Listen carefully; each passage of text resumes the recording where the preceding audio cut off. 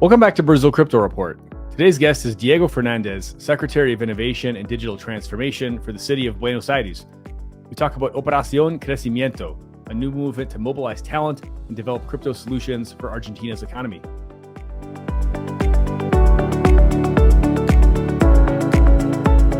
Welcome back, everyone. My name is Aaron Stanley, and today I'm joined by Diego Fernandez, who's the Secretary of Innovation and Digital Transformation for the city of Buenos Aires. Diego, it's great to have you on the show. Thanks so much for inviting me, Aaron. Pleasure being here. Amazing. So today we'll be talking about Operación Crecimiento, which is trying to seize on the unique opportunity that Argentina has right now to build new financial infrastructure using technologies like blockchain. And we'll also talk a bit about a digital identity solution that the city of Buenos Aires has rolled out that uses ZK Sync. Before we do that, Diego, why don't you give yourself a quick introduction, tell us what you do, and perhaps how you became interested in crypto and Web3. Well, as you mentioned, I'm the Secretary of Innovation of the City of Buenos Aires. Basically, that means dealing with the whole technology stack of the city. We have a kind of a big infrastructure. I would point something like 6,000 virtual servers, 2,000 fiber optics, 2,000 kilometers of fiber optics. And we deal with all the digital assets, both inside the government and from the government to the people. So that's my job basically. And I got involved in crypto, I would say 2018, after the crash of the ICOs in 2017. And I got involved basically because of, as a start from its financial perspective, and then almost immediately fell in love with the technology. And Argentina has a very big and strong crypto slash blockchain community, and we have been, in my opinion, creating amazing products. We as Argentinians, as people from Buenos Aires, have been creating amazing products, and many of very big companies and products that are used worldwide came from Buenos Aires, from Argentina. So I'm in this community, or in this movement, which is the decentralization movement, for quite some time, and having the advantage of being the Secretary of Innovation, I have the chance of sort of pursuing big goals with the city towards implementation and the adoption, which is something that everybody in the community wants. Just a small quote there. Buenos Aires has 3 million citizens, 3 million inhabitants. It's a very particular city because we have 3 million commuters that come to work in the city every day. So as a matter of fact, we operate as a 6 million city people. And the 15 million people that you mentioned are what we call the big Buenos Aires, which is the Buenos Aires and its outskirts. But definitely what we do in Buenos Aires has a big impact in all of that population. Before we talk about Operación Crecimiento, I'd love for you to give us kind of a quick update on like the political and economic situation in the country. There's obviously been a lot of changes over the last 6 months, which I think everybody that's listening to this probably knows about. And those forces, or those changes are really the forces behind what we're going to be talking about in this interview. And so I think it'd be helpful if you could give some context for listeners and like myself who have been following kind of from a distance what's happening in Argentina, but not really tracking kind of the day-to-day developments of kind of what's happening on the macro front and whatnot. Well, Argentina was in a very bad shape, when we had the elections last year. And just to give you an idea, we had a 25% a month inflation in December. It was kind of crazy, with an economy which was sort of artificially tied up, where you had big subsidies on oil and gas, and big subsidies on electricity. Hence, that type or things altered all of the prices, because if you had whichever product was that uses electricity, an intense amount of electricity for producing, then you were able of producing your product at a very low cost, or a cost that doesn't justify the real cost that you were supposed to afford. And when President Milei took over December the 10th, he started sort of dealing with macroeconomic stuff, mainly inflation, which is I would say, the cancer of our society. We have had, I don't remember exactly the number, but 81 years with more than 5% inflation over the last 100. So inflation has been this illness that has struck Argentina for nearly all of our lives. The other day I was reading, I'm 50 years old. If you're 50 years old in Argentina, you suffer that 2 trillion inflation in your lifetime. And that is as crazy as it gets. So fortunately, inflation has been coming down at a very, very steady pace. We're now at 4% a month, which of course is a crazy inflation anyway, but coming from where we were, it's a great deal of improvement. There are certain things that need to be solved. Today, we still have what we call capital control in the inflows and outflows. We have different type of exchanges for foreign currencies. So, for example, if you exchange your dollars in one way, you get 1,400 pesos. But if you exchange it at the official rate, you get something like 900. And that creates all these discrepancies. We call that the cepo, which make it really hard for investors to invest in Argentina and for businesses to thrive. But we have the hope that this is gonna get solved in the upcoming months, and everyone, regardless of its political standpoint or the party that they belong to, everyone wants this to be true, and I think in that matter, most of Argentina has the same goal, which is, hey, we want to live normal economic lives. We want to be able of dealing with our money completely freely. We want to being able of moving money in and out of the country in logical exchange rates. And everybody's looking for that in order to have prosperity. So we have hope that this is going to happen, and I think that all of us are struggling and working in order to achieve that. Brazil Crypto Report is presented by Kaleido. Kaleido is the most trusted digital assets and blockchain company by enterprises. Their product suite is the ultimate business blockchain cloud and is rated #1 for tokenization and #1 for blockchain as a service. Built by veterans of IBM Blockchain and Consensus, the Kaleido platform combines turnkey functionality with enterprise-grade security and scalability to power your application.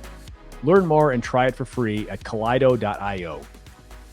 Well, it seems like Argentina is really at a unique kind of turning point moment right now, where you've got a president in who's really not afraid to, I guess, whether you like him or not, like he's not afraid to make some like very extreme policy decisions to kind of rein things in economically, to try to stimulate some growth, rein in inflation, I should say, stimulate growth, try to bring in some new innovation into the country. And I think part of Malay's sort of the confluence of like Malay plus like the situation that you were just describing, kind of pre-Malay, has opened up the door for this interesting project called Operación Crecimiento, which is I'll let you do some of the talking here, but is just to kind of set the table here. It's a group of pretty much all the main kind of main sort of figureheads, I guess, in the Argentine crypto community, who have kind of come together and are saying like, hey, this is the moment where we think we can do something really unique, just given like the maturity of the technology, but then also the political situation in Argentina right now and the need for this type of technology. But I'll let you take it from there and like tell us a bit about what this is and how it came together. Of course, what you said is true. The main figureheads and the main players in the crypto arena in Argentina and Buenos Aires are the ones who got involved in Operación Crecimiento since its start. But I would also like to mention, for example, Protocol Labs and Juan Bennett, which was perhaps the spark that turned this on. And today, this is a multicultural, multi-country movement, of course, focusing in Argentina. And what is the rationale behind Operación Crecimiento and Aleph, which is the pop-up city that we're starting on August the 5th? The rationale behind Operación Crecimiento is Argentina has today quite a unique set of factors, which is the first one, we have a really strong crypto adoption. Just to give you an idea, between 12 and 15% of the population in Argentina uses crypto on a weekly basis. you say, how did you achieve that? Well, we achieved that because of the wrong reasons, but the wrong reasons came up with a good end story, which is in a country where you were not able of buying dollars except that you were sophisticated investors, in a country where you were not able of getting your money in and out the country for doing remittance, or whatever, or sending money to your parents or to your daughters and sons or whatever, or outside the country. And in a country in which you, if you, for example, are a programmer and you sell your services to a foreign company and you did it through the sort of normal ways, instead of getting paid $1, you get paid, I don't know, 80 cents or 50 cents of a dollar. That sort of forced the population, to say, hey, how do we get around this thing? And crypto came into place. And people realized that using crypto, they were able of circumventing all of these things and getting paid, instead of dollars, getting paid in USDT, in USDC, in DAI, in whatever thing you wanted, and getting your dollars here, eventually transforming them to pesos. And so I mean, forcibly, or even if you weren't just a regular white collar or blue collar worker, that you say, hey, you know what? I can save $200 a month, $300 a month. How can I do that? Okay, you were forced to do this sort of non-declared transaction, physical exchanging money, and crypto provided a way for users, to say, hey, with a very easy to use application, I can change my pesos to USDT, USDC, or whatever. And that became a propellant for crypto adoption. And again, for the bad reasons, we ended up with a good end result. So one point is crypto adoption. The second point is local talent. Here in Buenos Aires, in Argentina, we have perhaps the most concentrated talent of crypto in the world. Many of the leading projects that exist today in the world were created from Argentina by Argentinians or with Argentinians. And just to mention a few, Open Sapling, led by Argentinians and created by Argentinians. POAP, Mariano Conti from MakerDAO, Ripio, Velo, Lemon, which are all exchanges. Lambda Class, which is perhaps the most important company in developing CK technology stacks, and it's working both for Starware and CK Sync. So we have a really strong talent pool here. We have a very big entrepreneurial and startups community. So that is the second point. Second point is the community and the local talent. And we have, if we envision our country in 2 to 3 years' time and say, hey, can we become the first nation that fully adopts crypto in all of its existence? And I would say that for doing that, you need essentially, I would say, four things, which are: first, you need to transform your capital markets. Argentinian capital market is so small, so small. Just to give you an idea, the main stock traded in the Buenos Aires exchange, it's IPF, which is the biggest oil company in Argentina. The daily trading volume of that stock is $3 million a day, which is the trading volume of yeah, is nothing. I mean, it's yeah, not even a shitcoin, a failing meme coin. It's absurd. So second, I think that we only have 10% of our GDP in credits. The second point being credit, the credit market. Only 10% of our GDP is involved in the credit market, compared to, I don't know, 100% plus in the US and in any developed country. And the third thing is financial railways. We do have a very big opportunity of changing those financial railways. Hence, the reading that we have in the Movimiento movement is that Argentina has very little to lose in adopting the new technology. If you have, as for example, the United States, well-established market, you're changing something that works for something that we all agree works much, much, much better. But changing what works is, maybe you have some kind of a, fear about it. In Argentina, unfortunately, we have things that do not work. Our capital markets are non-existent. Our credit market is almost non-existent. And the same thing with financial railways. We have a very big deal of opportunity improving there. So the end goal of Crecimiento is transforming our country into the crypto blockchain country, attracting capital, attracting talent to add on the talent that we have. And for that, we need many things to happen, the ones that I mentioned, but we also will need changes, deep changes in regulations, in taxations, in corporate tax, in companies incorporation, and all of the necessary things in order to have a really thriving economy in Web3 companies.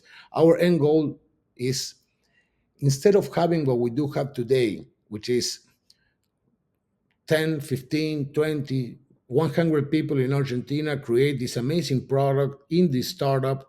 They work from Argentina, from Buenos Aires, and for any other place in Argentina or in the world, but their companies are incorporated in Delaware. Their companies are incorporated in Liechtenstein, in Estonia, in whatever place. We want in the future for those companies to be here in Buenos Aires, to be incorporated in our city, in our country, and use all of the resources and live in this. I don't know if you have ever been to Buenos Aires. You are more than invited, as well as all of your listeners.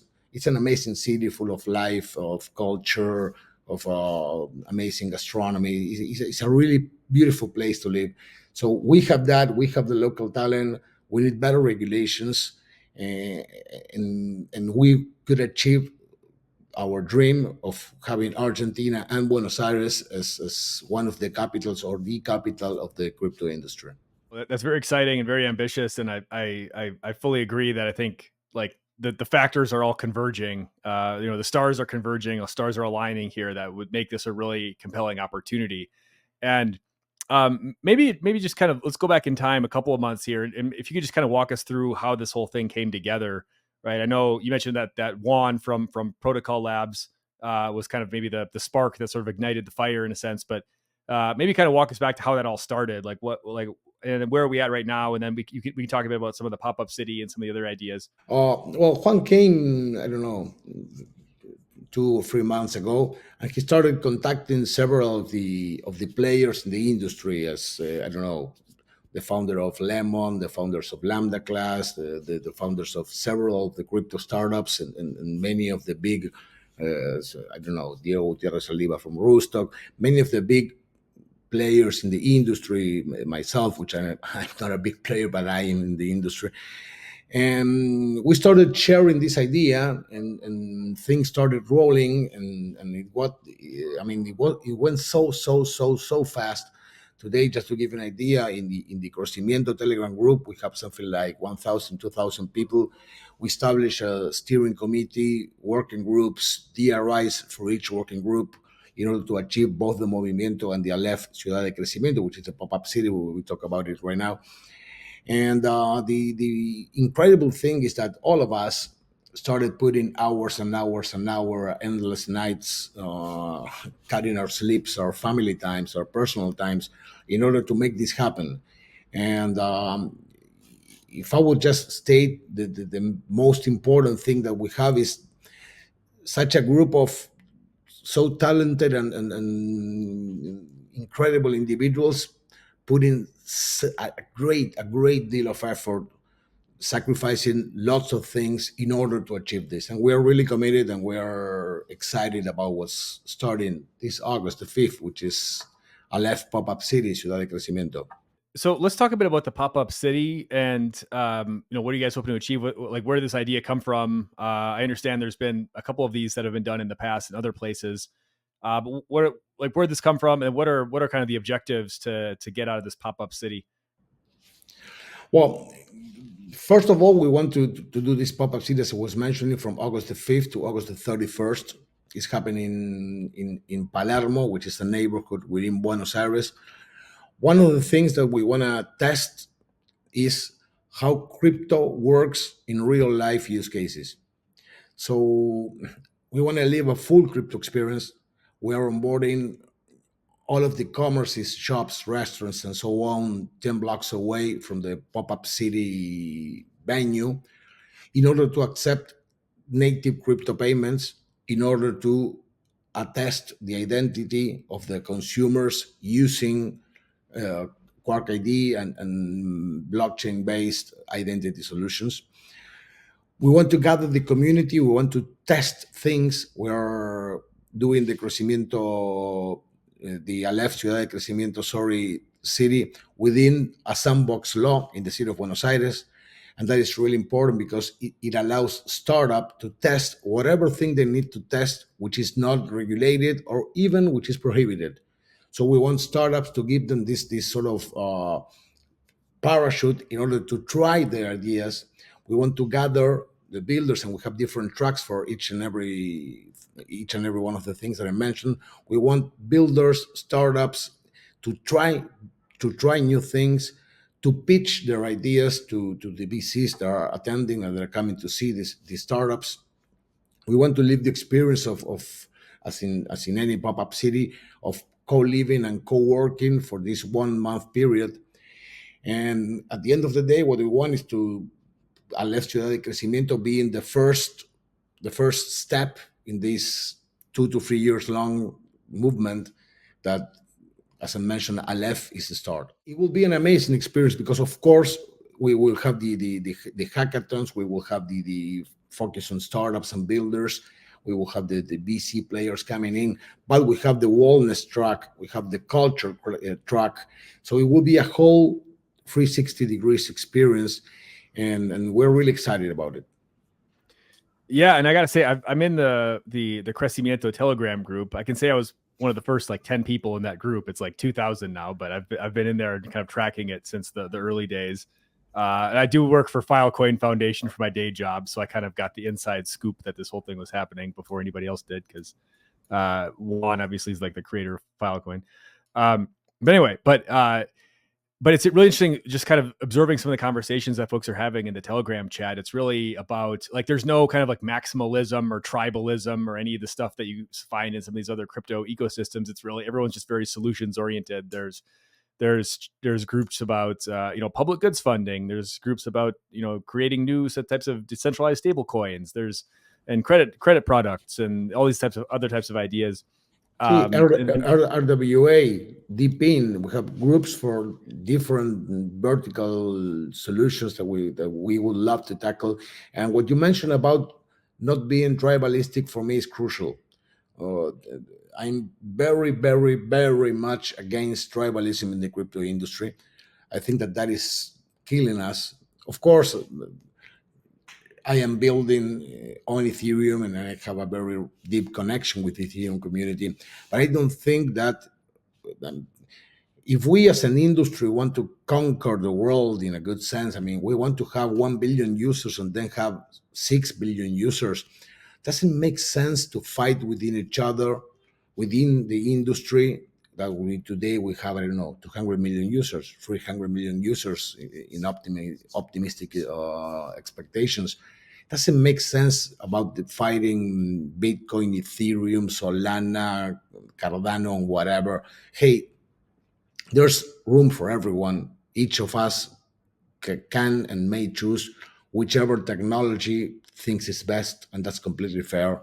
But we need to get real world use cases being used in the real world to gain adoption, and that's the only way to go. yeah, I couldn't agree more. And I think in a situation where there are like real world needs here, the tribalism evaporates fairly quickly. So that's been really interesting and encouraging to see just from the conversations out of the Telegram group.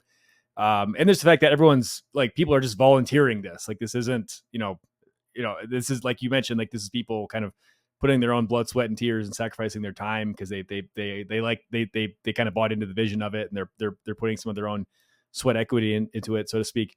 Um, so the pop up city basically it's almost like a hackathon co-working kind of on steroids, right? Where you have people physically living in the same place, like kind of working together, living together, breathing together, working out together, whatever it might be, and really trying to facilitate like I mean, it's more than just like a co-working experience. It's more than just a hackathon where you show up for like 2 days and don't sleep and just build something and then go home. Um, so it sounds like a really a unique experience that I think there was one that was done in Montenegro maybe like a year or two ago, one of these pop-up cities or startup city type things. Yeah, But you have anyway, Edge City, you have Susalu, and I agree with you. It's much more than a hackathon. It's much more than it's living the experience of being together 1 month, collaborating, creating, thinking, and we have really huge expectations. I think that amazing things are going to come out. Sorry, from that. it's very important that you have really a lot of the key players in the industry and in the local industry as well as outside of like the country that are like involved in like really deciding that hey we want to make this a thing, which I think is super important.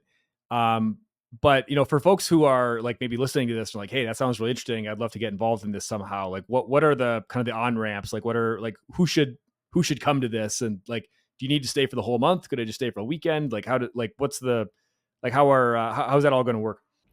That's a very good question. I mean, we would love you to come the whole month, but you can choose to come to any given week or even any given day.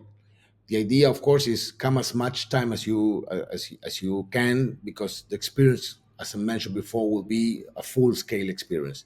There will be, I don't know, lots of side events. So spend as much time as you wish. The onboard thing is you should get to aleph.crecimiento.build, and there you can enroll yourself as an assistant, as a startup. Of course, you need to get approved, because there's only 400 places, so you need to get a pre-approval, and we will choose which people are able to come in or not. But it's completely open. We would love everyone to apply. Today we have just launched the early birds for people who are inscribing right away. So get into the website, seeing which track do you fit best, which track suits your needs or your expectations. Get enrolled, and you will get your credentials right away. And we hope to see you here soon. And then what are like the expectation? Like, what are you hoping to get out of the pop up city? Like by the time the month is over, or even by the time maybe the year is over, I suppose, since some of these ideas that will incubate inside the city and some of these events, like it might take a few months for these things to finally be birthed, maybe we could say. But like what are your expectations? Like how are you measuring success? Like what are you hoping to see out of this whole endeavor? Well, I would say four things. First, we would like to see a community, the local community, expanding its reach and incorporating new people that come and visit us, because we think that we will have something like 60% local people from Buenos Aires and Argentina, 40% people from abroad. We would like to see new startups and new ideas being incubated and starting to grow and being gathering finance in capital in order to grow and to transform itself into future thriving companies. We would like to see some digital public goods being created, and we will sort of promote that. We would like to see new technologies, as CK technology, for example, being tested and being put to use in real world use cases. And we would love, again, what I mentioned at the beginning, we would like to feel and live a full crypto experience. How is it to go and being able of paying in crypto in every restaurant? How is it to how is the role play of using a self-sovereign identity solution in order to claim or to attest certain aspects in real world experiences, as having a, I don't know, a wine in a bar and so on. So we would like to achieve all those things. I guess what's on the roadmap for Crecimiento, like after the pop up city concludes at the end of August? Have you guys kind of figured that out yet, or is that still like, hey, let's get through the city first, let's see what ideas come out of it, and then we see how we kind of grow from there? I would say both things. I mean, as I mentioned, we see Crecimiento, and Crecimiento is at least a 2 to 3 years movement with a very specific goal, which is the one that I mentioned, which is transforming Argentina in a crypto powerhouse on full scale. And the venue that is being used for Operación Crecimiento will be the venue of, sorry, for Aleph, will be the venue of Crecimiento for the next 2 years, in which we hope to incubate and keep on working with many of the ideas and the products and the things that came out of Crecimiento. And we need, and we will keep on nurturing the Crecimiento movement in order to achieve this big scale goal that we wish. Going back to Millet, right? I know Millet is he's kind of famously been he's like pro Bitcoin, but he's not. He's like he says things that are he's like very adjacent, like pro Bitcoin. Like he kind of aligns very nicely with like the libertarian worldview, but he hasn't kind of, at least to my knowledge, he hasn't come out and said he's like pro Bitcoin. Um, and I would just love your thoughts on, is that something, like support from Millet, or like, is this something that you guys are seeking? Is that something that is even necessary for this type of project? Do you even necessarily need that level of like buy-in and support from the national government? Of course, in order to make the change that Crecimiento wants to make, we will need laws that have a national level. So, in order to achieve that, we would definitely need in the future the support of the national government, and that's for sure. Regarding Millet and his stance on Bitcoin and cryptocurrencies, I agree with your view. There has been no strictly explicit message. But what we did have is Millet stating that he believes in the competition of currencies, which eventually that will allow for Bitcoin, Ethereum, or whatever stablecoin or whatever other cryptocurrency to be sort of competing in the market. Hence, users in this view that Millet has stated could be able of using cryptocurrencies for different things as they use the legal tender, which is the peso, and that sort of brings a light and say, hey, that's what we want. We don't want Bitcoin to be enforced. We don't want Ethereum to be enforced. But we would like to eventually compete and say, hey, if I want to use my Bitcoins, I want to use my Ethereum, I want to use my USDC or whatever, I would love to be enabled of doing that. And if that vision comes to our reality, I think that we will be on the right track. Got it. So it sounds like, yeah, he hasn't explicitly sort of endorsed any of these ideas, but he has endorsed like this idea of the competition of currency, which is, from your vantage point, and the Crecimiento vantage point, that's kind of all you need at this point, where it's like, hey, we just want the ability to compete in this marketplace essentially, and to be able to test out these products and to be able to try, like pay with Bitcoin or pay with USDC or whatever it might be. So I'd like to pivot here slightly to talking about an exciting initiative that you guys have been doing in Buenos Aires, which is a digital identity solution that involves ZK Sync. And I think the news about this came out like maybe last September-ish. And I was wondering I was hoping you could tell us about like what this is, how is what stage of of the roadmap are we at with that? Just tell us a bit more about this project. Yeah, we're really excited about Quark ID. We started thinking and creating Quark ID with a community approach, something like 2 years and a half ago. When today identity is sort of a present subject in the crypto industry, 2 years and a half ago, it was not that much. I remember only about Disco XYZ from Evan McMullen, which is a dear friend and an amazing, and she has an amazing company, ourselves, and maybe some others. But it was very niche within the industry. Today, we see it much more sort of spread around. But what is the idea? We started thinking about the problem that we have in identity all over the world, which is our identities today exist in the physical world, in these sort of plastics, driver license or booklets as passports and so on. And in the digital world, what we do have is proxies of that identities. Just to give you a real world example is in the real world, you have your wallet with different type of credentials inside your wallet: driver's license, national ID, credit card, membership of a football club, of a gym, or whatever. You redeem those credentials and you put those credentials in the wallet of your choosing, and you exhibit your credentials when you choose. In the digital world, we went in two different stages. The first one being each corporation, each organization created their own wallet, hence application. So we have the application for the health service, the application for the local government, the application for the national government, and so on. And each organization puts credentials or documentation within their own applications. And usually you had a username and a password, and eventually a KYC in process in which you identify yourself with that organization. So we have the password managers where we store whatever thing login information that we have. The evolution of that reality, which was really uncomfortable and cumbersome because we needed to remember about tons of logins for every website or every application. The evolution was even worse because we relied our login information to basically three companies: Apple, Google, and Facebook.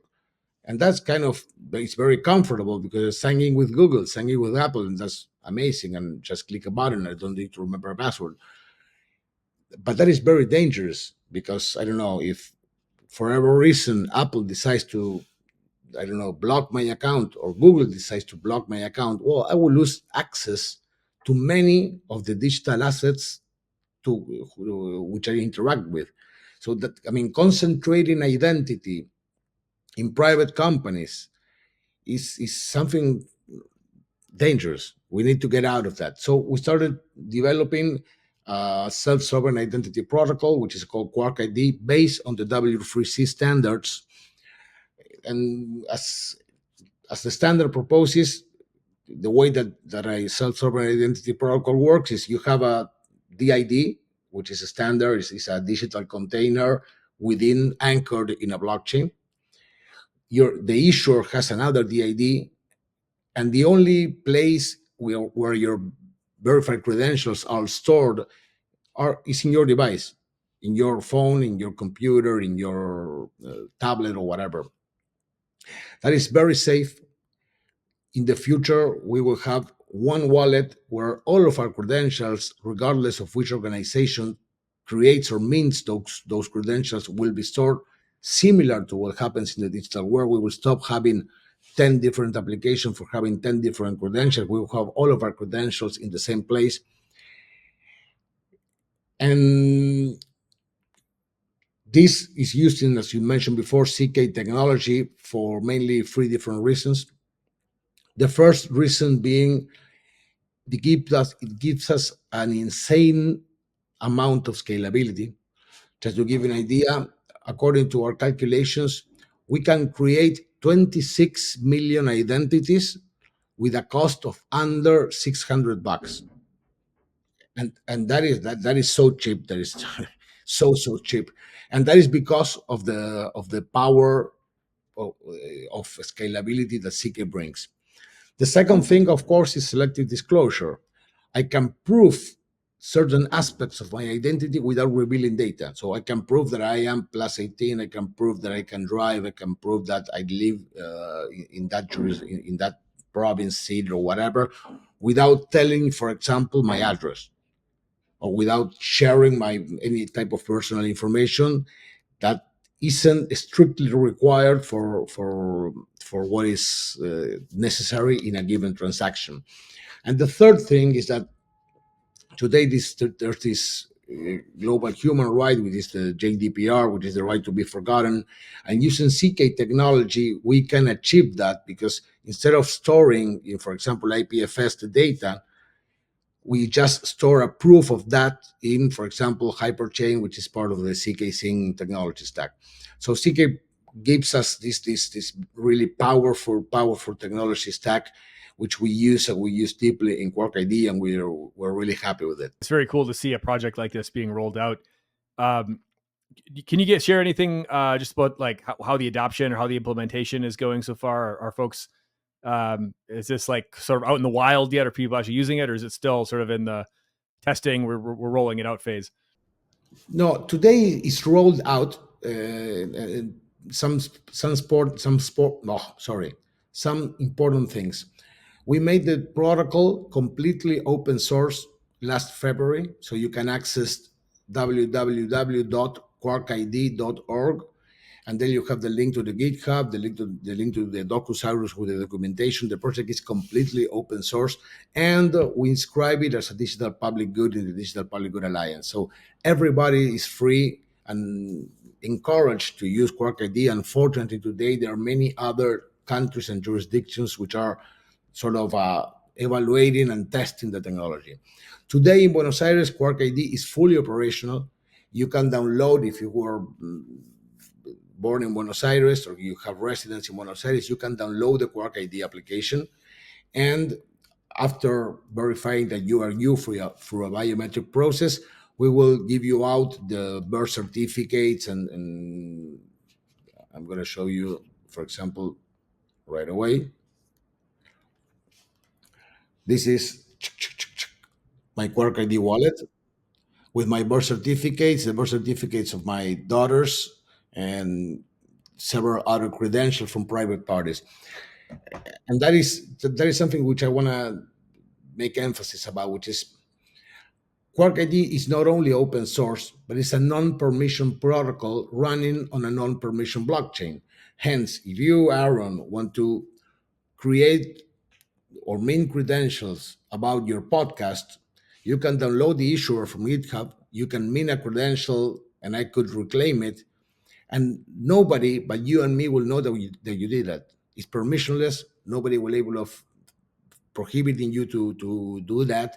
And you can create whatever credential you want, and I can redeem whatever credential I want. And none other than the issuer and the receiver are able of tracking that transaction. That is pretty important. The stage of the implementation in Buenos Aires. We have QuarkID up and running. Anyone can download the application and use it. But what we will do end of August, just, 60 days from now, we have our own Web2 application, which is called MIBA. That application has 1 million active users and 6 million registered users. And we will just put QuarkID technology within that application.